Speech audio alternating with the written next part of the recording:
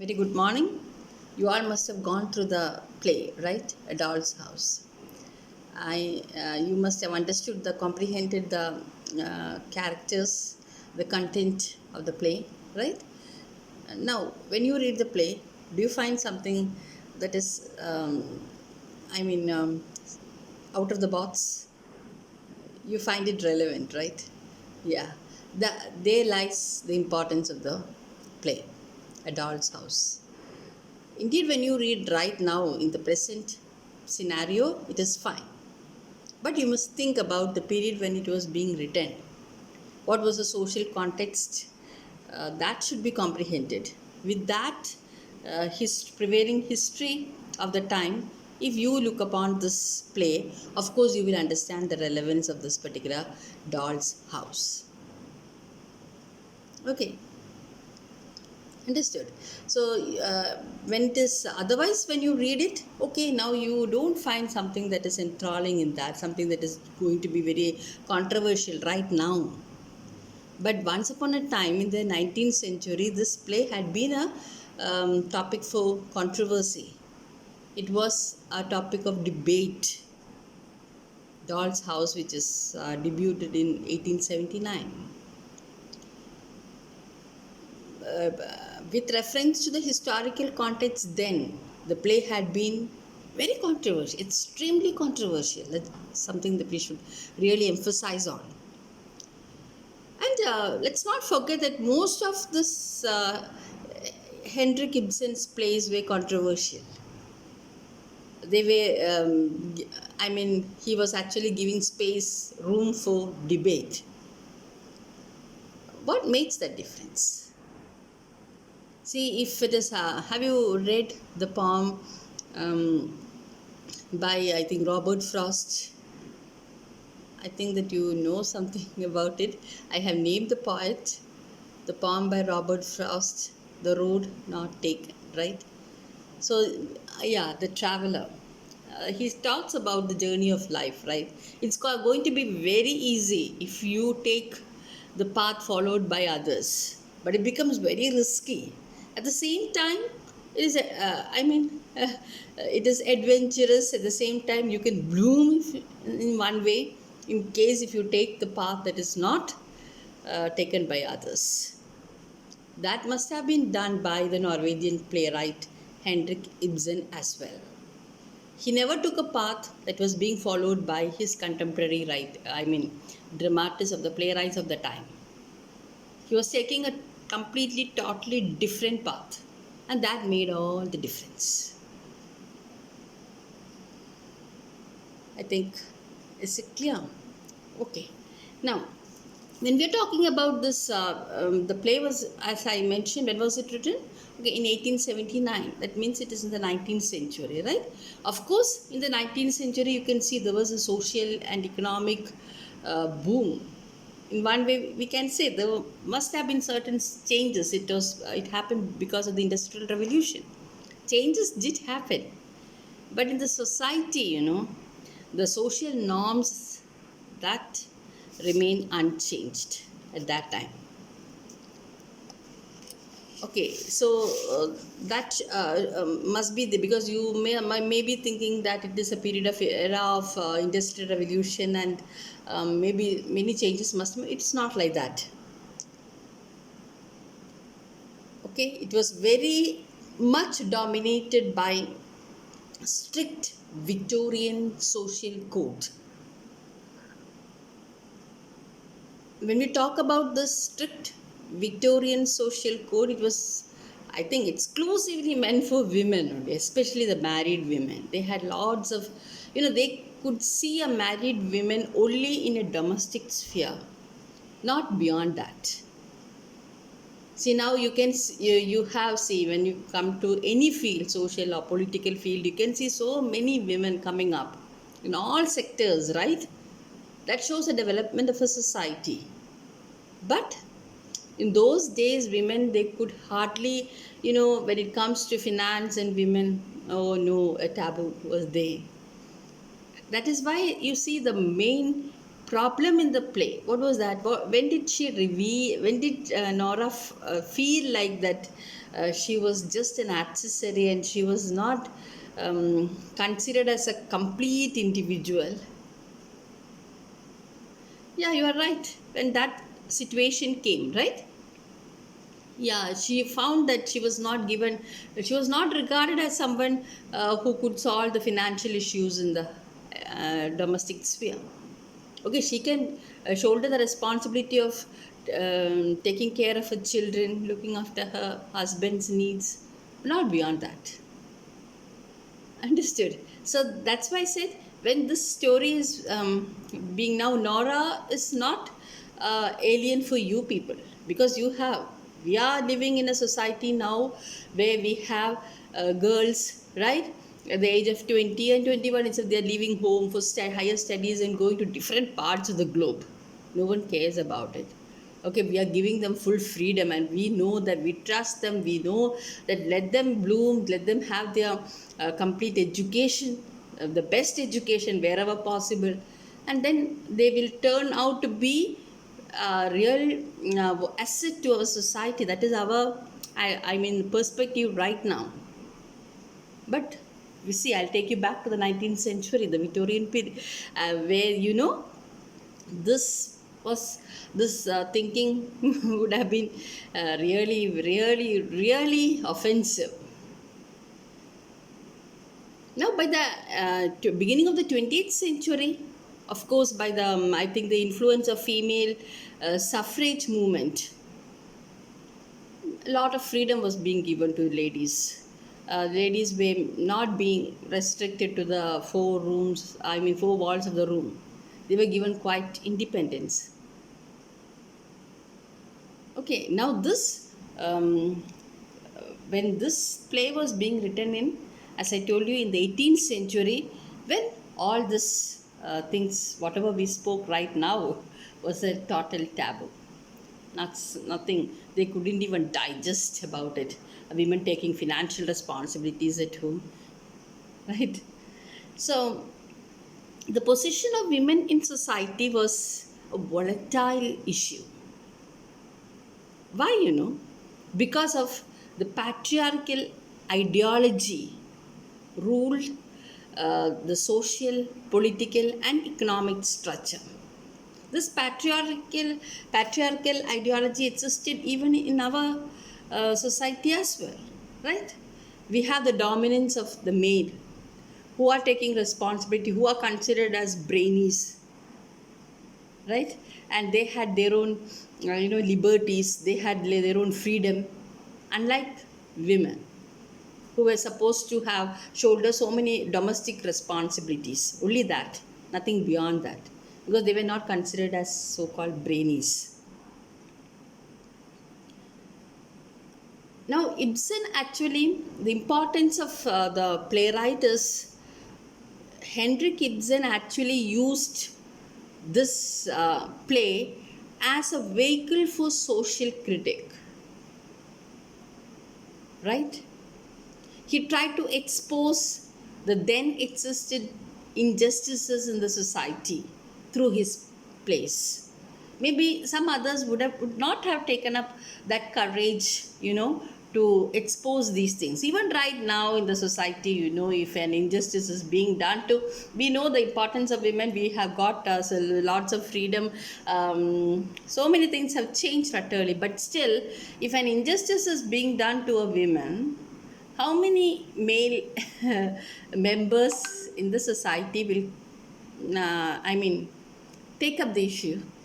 Still, there is, we need not talk further into it, but I think Henrik Ibsen must be given a great salute for taking up this issue. He was making really a great effort, a great venture, I would say, by taking this as, exposing this injustice to the world. But this was being prevalent. I think this injustice was prevalent in almost all the societies then.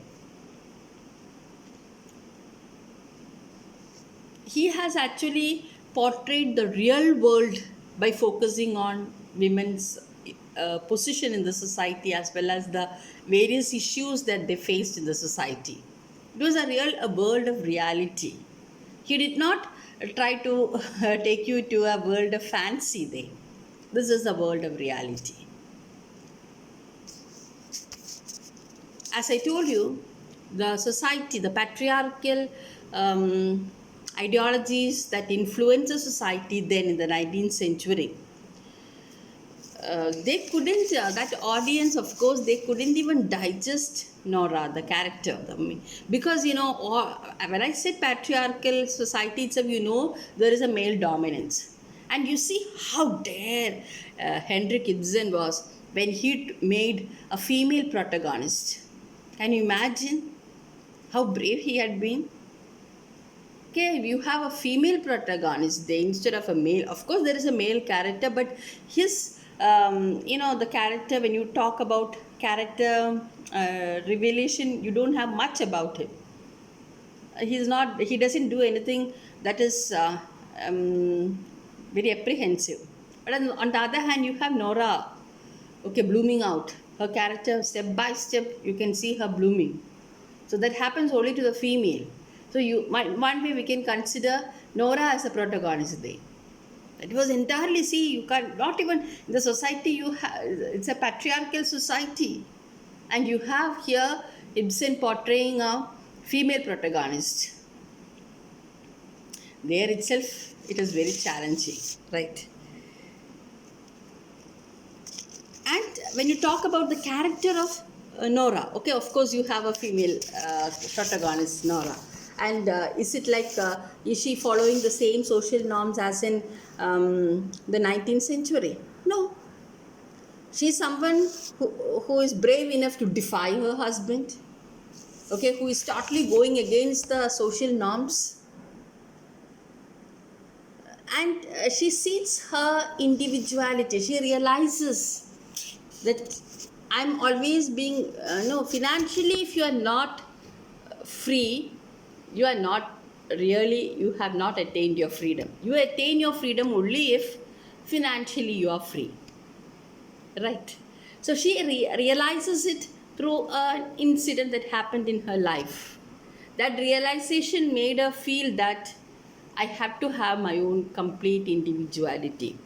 And that is, goal really drives her into taking a very grave decision, right? Stepping out of that, male dominant world.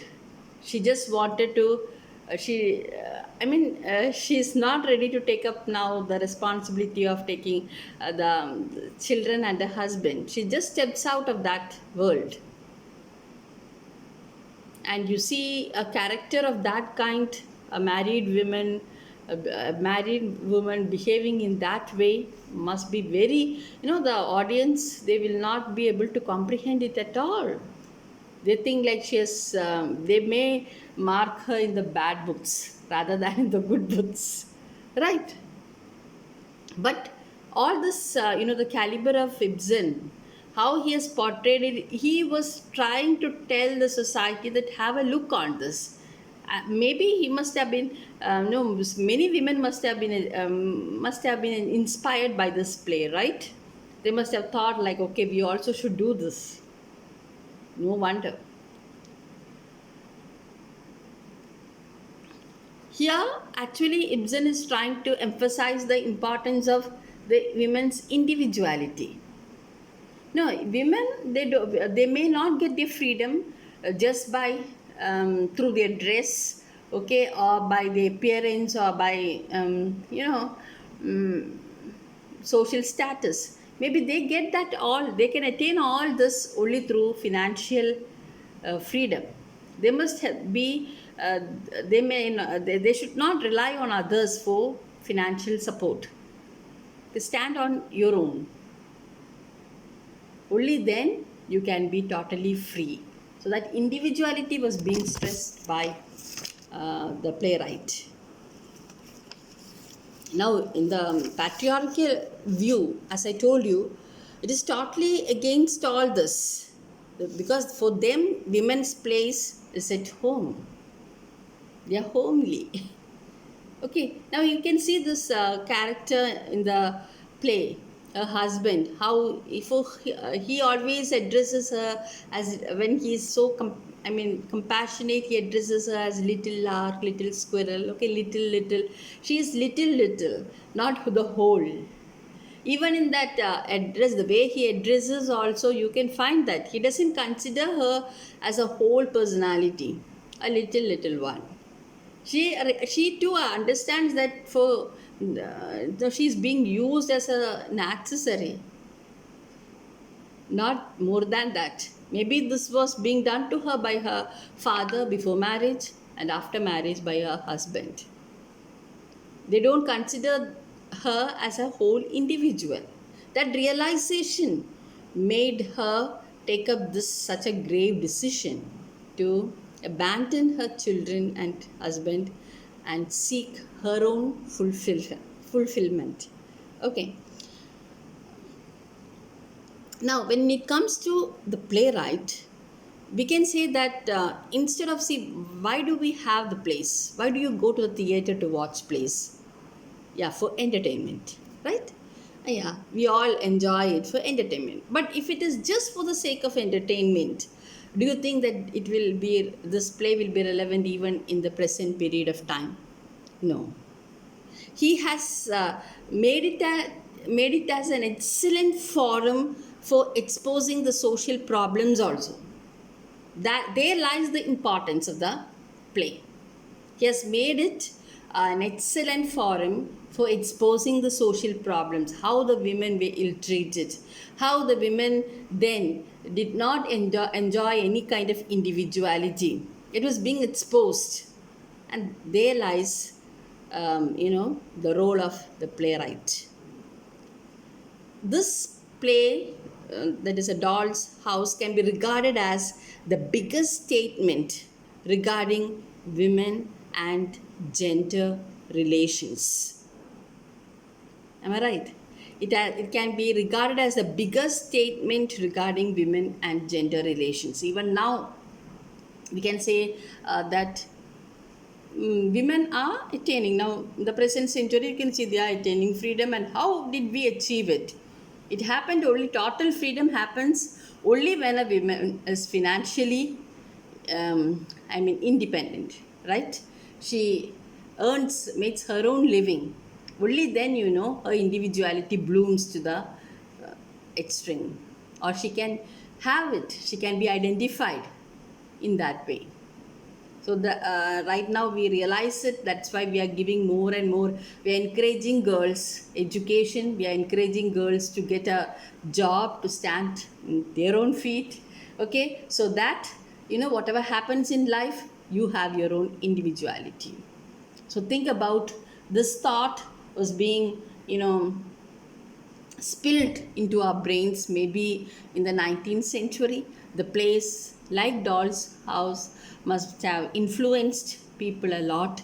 This shows the relevance of the period, what were the social customs, it's the practices that existed in those period, and how people, maybe they must have, the audience, it would have been difficult for them to comprehend a character like Nora at that time.